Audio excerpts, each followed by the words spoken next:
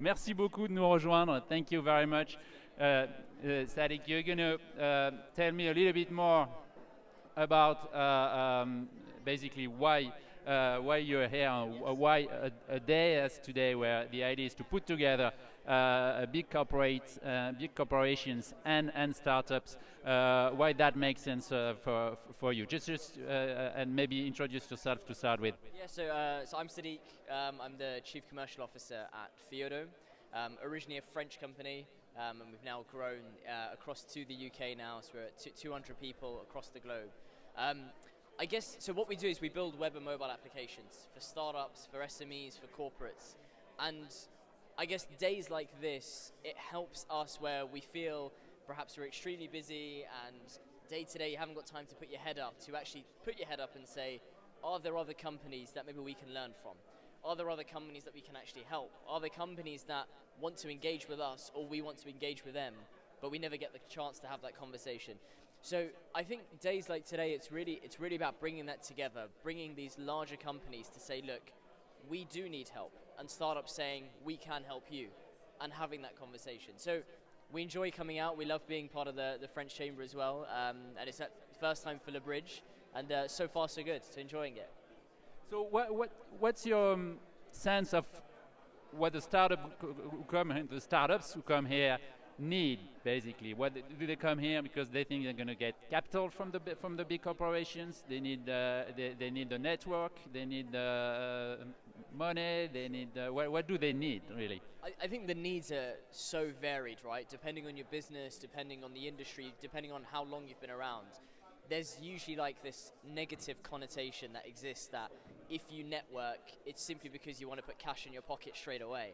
Now, everyone's goal is to grow their business, is to make their business successful.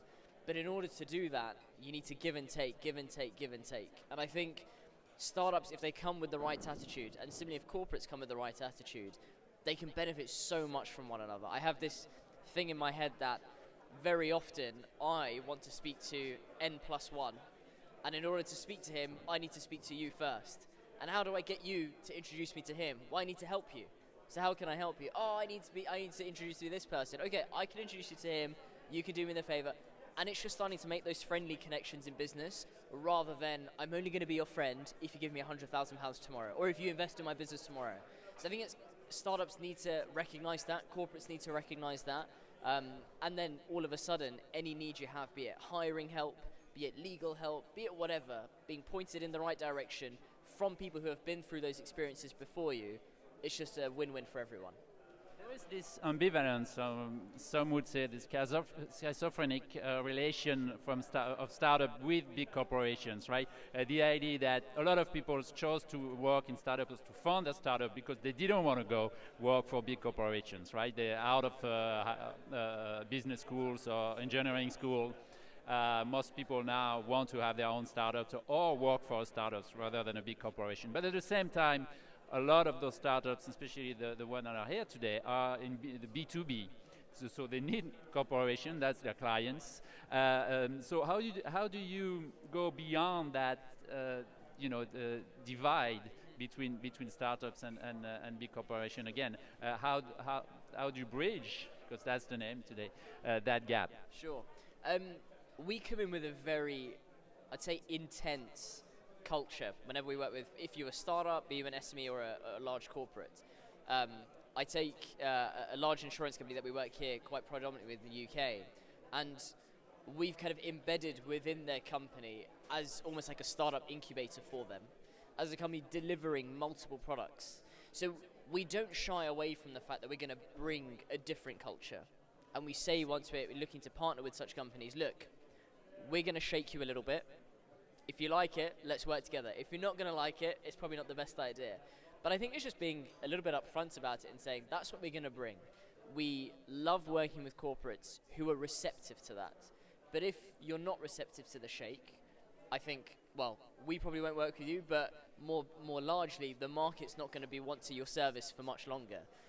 So I think it's just all about being very aware on both sides that, yes, when you go to a corporate, don't go in thinking you know everything. They're of a certain size because they've been very, very successful.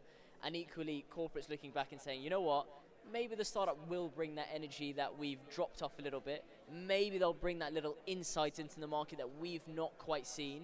And so long as both parties are willing to listen, collaborate, and it's very transparent from the beginning that it's going to be a very intense relationship, then I think it just fosters loads and loads of good. Isn't it in part relations that led by fear, in the sense of the big corporations now, there was this arrogance in the past, right?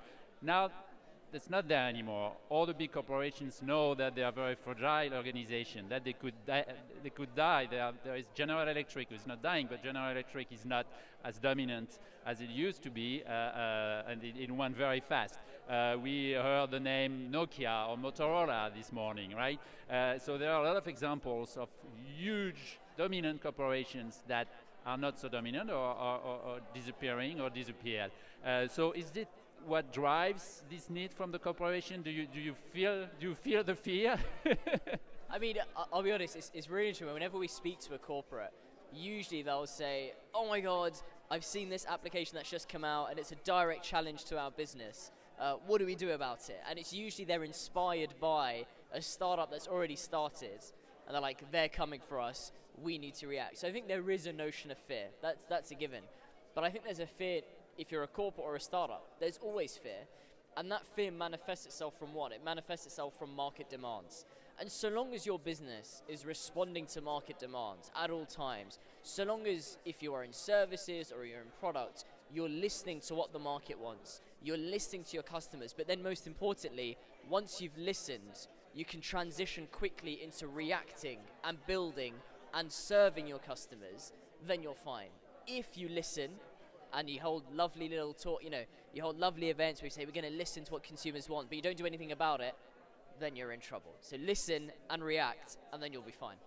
Transformation is possible for big corporations. That's your business you're in. So Certainly. Be you a corporation or a startup, so long as you're willing to listen to what your customers want, then you'll be successful, and that you can build it as well.